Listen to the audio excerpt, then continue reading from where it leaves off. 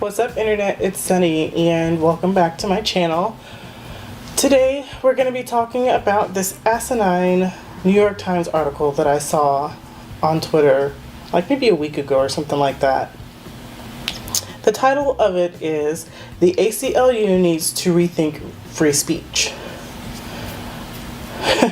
So when I saw the title and I'm like, what do you mean rethink free speech? I mean, like, are you rethinking like what is there to rethink? I mean, everyone has the right to say what they want as long as it's not threats of physical violence and threats of terrorism and things like that.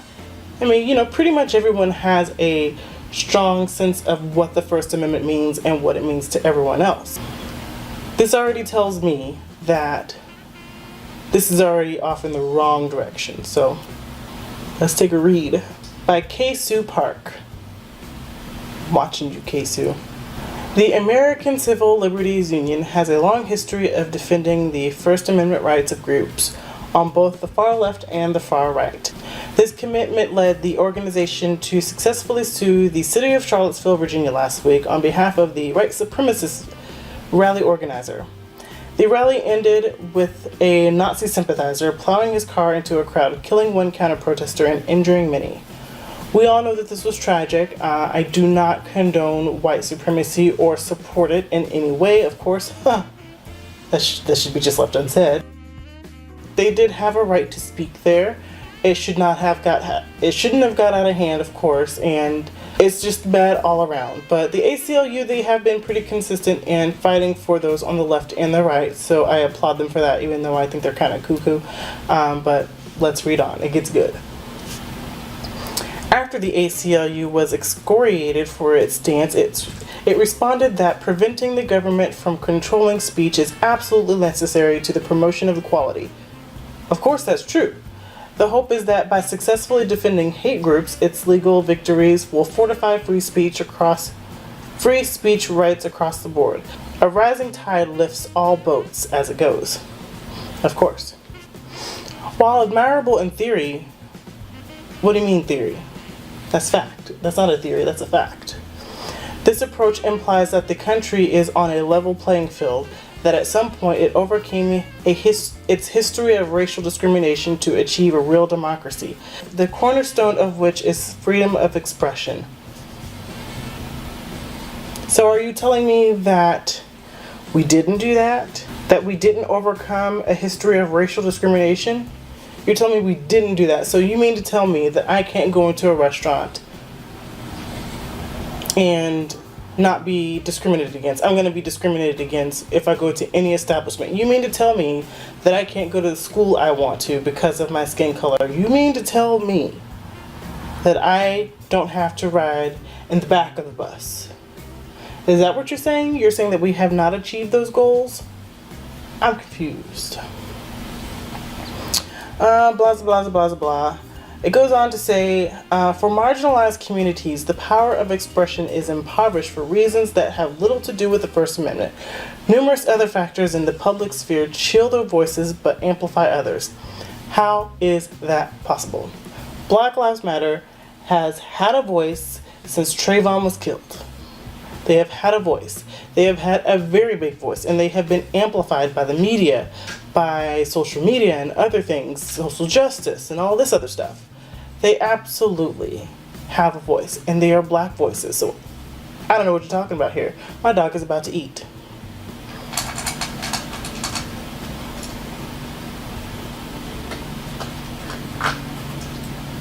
We will go on while my dog is eating.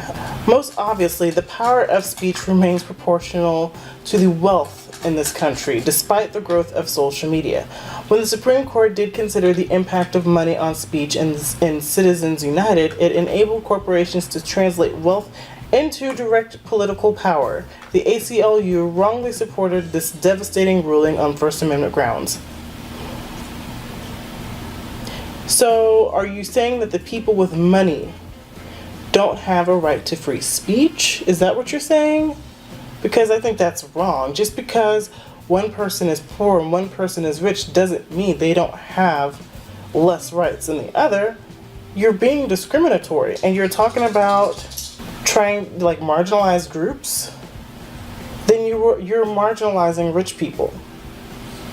Don't they think about what they say before they say it or write it down and put it in a New York Times article where millions of people read this stuff? I just don't get it. I don't. What is life? He goes on to say, a black kid who gets thrown in jail for possessing a small amount of marijuana will face consequences that will directly affect his ability to have a voice in public life. How does the ACLU's conception of free speech address that? I understand the whole debate about marijuana being legal and not legal. Most people want it legal, whether it be for recreation, whether it be for medicine, whatever the reason. If it is illegal in your state, do not smoke marijuana.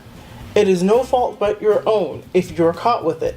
If it's illegal, don't do it. I'm in Texas. Most of the people I know smoke weed.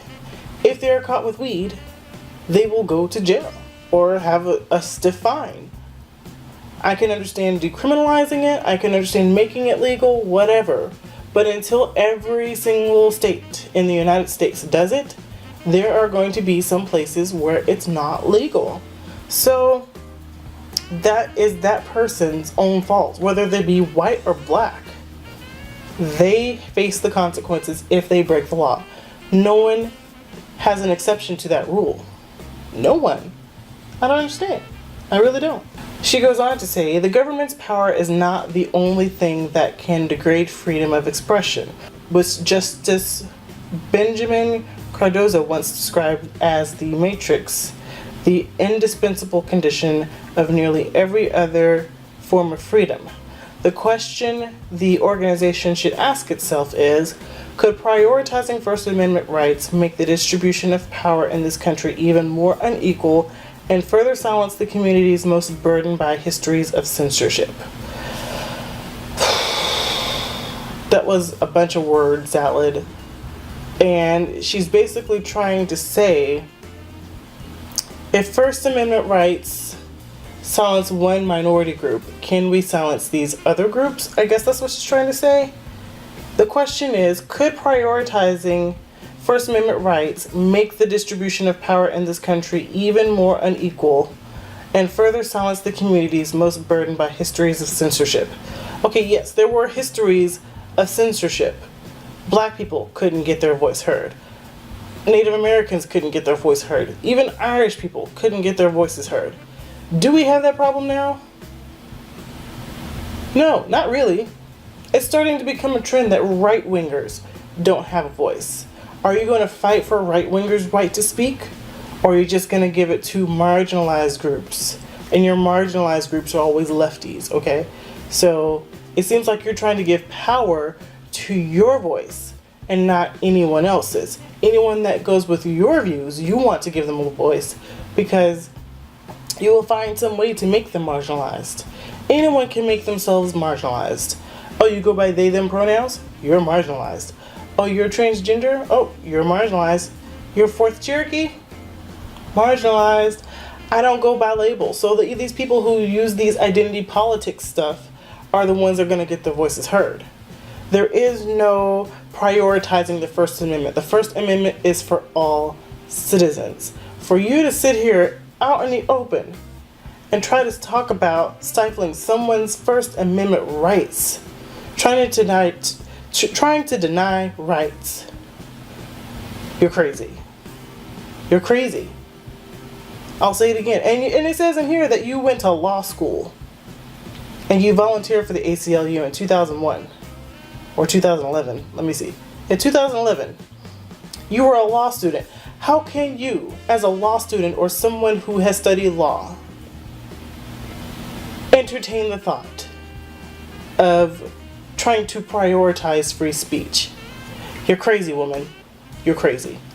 Left-wing academics across the country face this kind of speech suppression, yet they do not benefit from a strong, uniform legal response. Several black protesters have been threatened with lynching, shooting, or rape for denouncing white supremacy. That's horrible. That type of speech is not covered. So, if you have someone threatening you with lynching, rape, any type of violence, they should be harshly punished on the bounds of the law. So that's not right. But to say that left-wing academics suffer from speech suppression, I beg to differ. Who is the ones that are always having free speech rallies or whatever type of rallies on the right and they're always being shut down? Who are the ones being banned from campuses? The right. Whether you're a man, woman, gay, as Milo Yiannopoulos is, or anything, if you are on the right, your right to free speech is being suppressed at this very moment. At this very moment. And I don't understand why you ignore that. Yes, the Unite the Right rally was stupid. It was ill-prepared. It was white supremacists marching, and no one wants to see that, but they have the right to do it. Me being a black person, first I was tickled at them tiki torches, for real though. Like, I saw them tiki torches, I'm like, their stock's gonna plummet. But anyways, I didn't want to see that. I didn't want to see all these people doing the hell victory or whatever. That's something I never want to see. But if we give them the spotlight, which y'all did, and y'all blew it way out of proportion, even though someone did die, it was not like they had a goal of killing someone. If that person may have, but not the group as a whole. I really don't think they were out to kill someone during that protest. You can't tell me that. But when Antifa marches, and these lefty protesters, they march with bats in their hand, axes, the sign, the little wooden signs that they carry, they have like sticks on them and stuff. And you want to tell me that they ain't looking for violence? Oh. It ends with, the ACLU needs more contextual, creative advocacy when it comes to how it defends the freedom of speech. The group should imagine a holistic picture of how speech rights are under attack right now, not focus on only First Amendment case law. It must research how new threats to speech are connected to one another and to right-wing power, acknowledging how criminal law, voting laws, immigration laws, education laws, and laws governing corporations can also curb expression would help it develop a better policy position. Sometimes standing on the wrong side of history in defense of a cause you think is right is still just standing in the wrong side of history. Do you ever just feel tired? This makes me feel tired. Like, I feel exhausted and weighed down. Prioritizing free speech is not free speech. Just because you think a person has power, we all have power. We all have our individual power. It is how you use it that gets your voice heard. So just because a person is rich, so they can have a platform of, having loudspeakers or, this and that, and they have a lot of resources to make, their voices amplified, doesn't mean that the poor person should have more rights than the rich person. And it doesn't mean that the black person should have more rights than the white person. It doesn't mean that the left should have more rights than the right. So that article was pure trash.